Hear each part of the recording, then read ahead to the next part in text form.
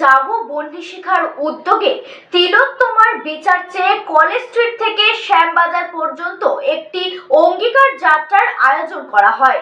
এই অঙ্গীকার যাত্রার অজস্র নারী যোগদান করেন এবং সবাই একসঙ্গে উই অন জাস্টিস স্লোগান তোলেন।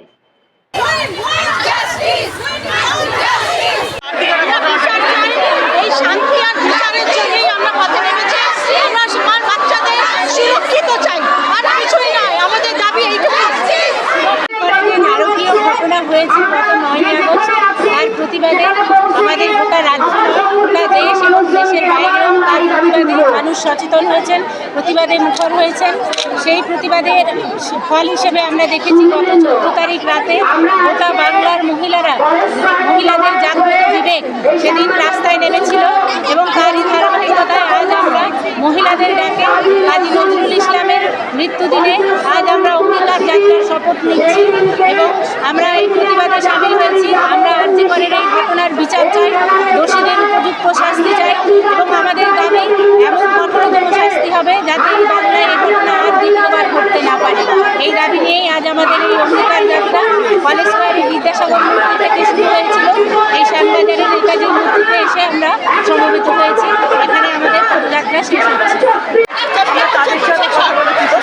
আচ্ছা দিদি, গত কয়েকদিন ধরে পথে নামতে হচ্ছে দাবি পূরণ হচ্ছে, অর্থাৎ দোষীদের শাস্তির যে দাবি, সেই দাবি পূরণ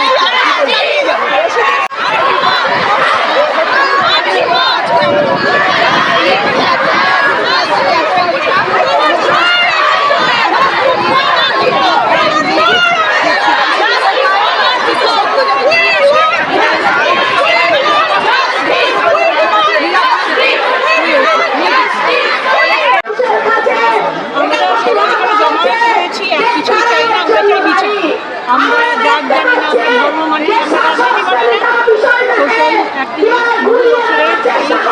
সেই ভিত্তিতে মানবিকতার খাতিরে সুবিচার চাই। 20 দিন হয়ে গেল, আমার মনে হয় সুতরাং আমরা সবাই এখানে বিচারের আশায় সবাই আমরা এসেছি এবং জানতেই পারবো আমাদের সুবিচার আমরা হচ্ছি না।